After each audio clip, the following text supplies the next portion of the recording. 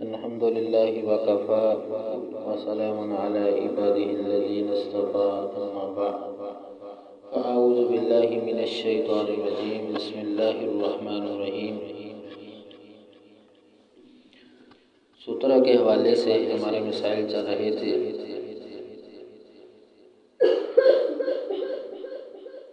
نمازی اور سترے کے درمیان فاصلہ، نمازی اپنے آپ سے کتنی دور سترہ رکھے۔ اس سلسلہ میں دو طرح کی احادیث ملتی ہیں۔ ایک وہ ہیں کہ جن میں مطلق سترے کے قریب ہو کر نماز پڑھنے کا حکم ہے، اور دوسری وہ احادیث کہ جن کے اندر فاصلے کی مقدار بتائی گئی ہے کہ اتنی دور ایک نمازی کا سترہ ہونا چاہیے۔ تو پہلے وہ احادیث میں آپ کے سامنے رکھتا ہوں کہ جس میں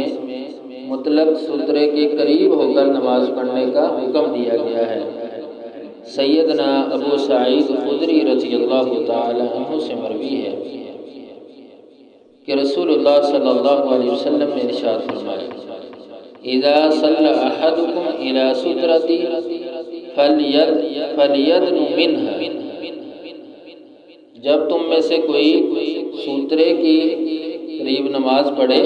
یعنی سترے کی طرف نماز پڑھے، فليدن منها، تو وہ اس کے قریب ہو کر نماز پڑھے۔ فإن الشيطان يمر بينه وبينها، کیونکہ شیطان اس کے اور سترے کے درمیان سے گزرتا ہے۔ ولا يدع احدا يمر بين يديه، لیکن کوئی شخص کسی کو سامنے سے نہ گزرنے دے۔ ایک اور حدیث اسی حوالے سے جس میں سیدنا سہل بن ابی حسمہ رضی اللہ تعالیٰ عنہ بیان کرتے ہیں کہ رسول اللہ صلی اللہ علیہ وسلم نے ارشاد فرمایا کہ اذا صلی احدکم الى سترة فلیدن منها، جب تم میں سے کوئی سترے کی طرف نماز پڑھے تو اس کے قریب ہو کر نماز پڑھے۔ لا یقطع الشیطان علیہ الصلاۃ، کہ نہ کاٹے شیطان اس کی نماز کو، تاکہ شیطان اس کی نماز کو نہ خراب کرے یا نہ توڑے۔ تو ان دو احادیث کے اندر رسول اللہ صلی اللہ علیہ وسلم کے فرمان سے یہی بات واضح ہوتی ہے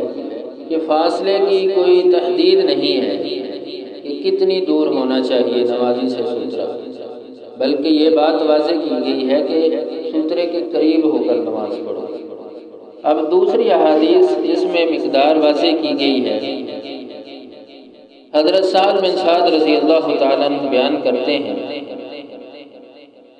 کان بین مصلی رسول اللہ صلی اللہ علیہ وسلم و بین الجدار ممر الشاة، کہ نبی اکرم صلی اللہ علیہ وسلم کی جائے نماز اور دیوار کے درمیان اتنا فاصلہ ہوتا ممر الشاة، کہ جس سے بکری گزر سکتی ہے، یعنی یہ بہت تھوڑا فاصلہ ہے کہ جس سے بکری گزر سکتی تھی، اتنا آپ صلی اللہ علیہ وسلم کے اور درمیان کے دیوار کے درمیان فاصلہ ہوتا جس کو آپ نے سترہ بنایا ہوتا ہے۔ اور دوسری حدیث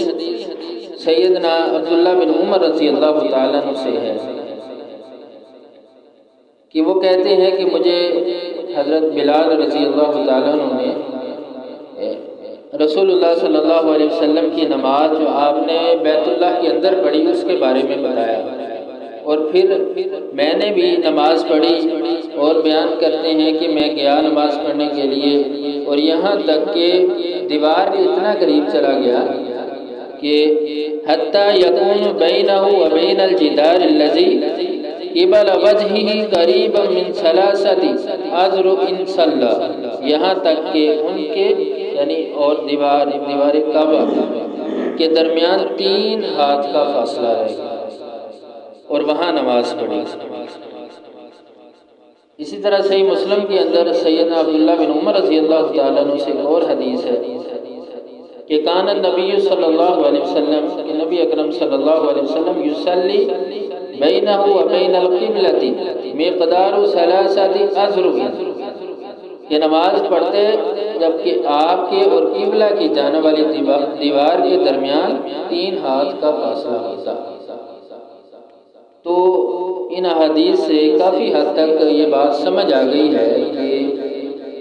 نمازی کے اور سترے کے درمیان کتنا فاصلہ ہونا چاہیے۔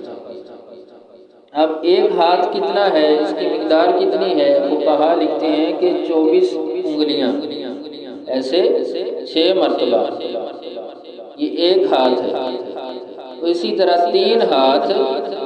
یہ اتنی مقدار تھی کہ جو اس کے بارے میں بیان کیا گیا ہے، نمازی اور سترے کے درمیان جو فاصلہ ہونا چاہیے۔ تو ان احادیث سے یہی بات سمجھ آتی ہے، امام بغوی رحمہ اللہ نے بھی یہی لکھا ہے کہ نمازی اور سترے کے درمیان یہی فاصلہ ہونا چاہیے کہ جہاں پہ نمازی نے سجدہ کرنا ہے اس سے آگے سترا ہونا چاہیے، قریب تر ہونا چاہیے۔ اور پہلی وہ احادیث جو آپ کے سامنے رکھی ہیں ان میں باقاعدہ رسول اللہ صلی اللہ علیہ وسلم کا حکم ہے کہ سترے کے قریب ہو کر نماز پڑھو، اتنی زیادہ دور نہیں ہونا چاہیے بلکہ قریب ہونا چاہیے۔ اور پہلی احادیث جو ہم نے اس سے پہلے پڑھی تھی ان میں بھی یہی بات سمجھ آتی ہے کہ آپ صلی اللہ علیہ وسلم کا حکم ہے کہ اگر کوئی گزرتا ہے تو اس کو روکو ہاتھ کے ساتھ۔ اور دوسری چیز کہ جب نمازی نماز پڑھ رہا ہے تو گزرنے والا کہاں سے گزرے، کتنے فاصلے سے گزرے۔ ایک تو یہ ہے کہ نمازی نے اپنے سامنے سترا رکھا ہے تو اس کے آگے سے گزرنے والا گزر جائے، اس میں تو کوئی دوسری رائے نہیں ہے، وہ آگے سے گزر سکتا ہے۔ لیکن جس نمازی نے اپنے سامنے سترا نہیں رکھا تو پھر آگے سے گزرنے والا کتنے فاصلے سے گزرے، تو اس کے بارے میں کوئی واضح حدیث نہیں ہے رسول اللہ صلی اللہ علیہ وسلم کی، لیکن فقہا کا اجتہاد ہے۔ کچھ کہتے ہیں کہ 5 صفیں آگے سے گزر سکتا ہے، کچھ کہتے ہیں کہ 6 گزر سکتا ہے، اور کچھ یہی کہتے ہیں کہ 3 ذراع آگے سے گزر سکتا ہے، اور کچھ فقہا نے یہ بات لکھی ہے کہ اتنی دور سے گزرے کہ جس سے نمازی کی نماز میں خلل پیدا نہ ہو، اس کا خشوع خضوع خراب نہ ہو۔ یہاں تک کہ امام ابو حنیفہ رحمہ اللہ نے یہ بات لکھی ہے اگر میدان میں پڑھتا ہے تو وہ گزرنے والا جہاں سے مرضی گزر جائے، اگر مسجد میں پڑھ رہا ہے تو جو قبلہ کی طرف دیوار ہے وہاں تک کوئی نہ گزرے۔ تو یہ سارے فقہا کے اقوال اور اجتہادات کو سامنے رکھتے ہوئے یہی بات سمجھ آتی ہے کہ پہلے نمبر پہ تو نمازی کی آگے سے گزرنا ہی نہیں چاہیے۔ اگر کسی کو کوئی اتنی مجبوری ہے اس نے گزرنا ہے تو وہ اتنے فاصلے سے گزرے کہ جس سے نمازی کا نماز خراب نہ ہو، اس کا خشوع خضوع خراب نہ ہو، اس میں خلل پیدا نہ ہو۔ تو اللہ تبارک و تعالی ہمیں ان احادیث پر عمل کرنے کی توفیق دے۔ وآخر دعوانا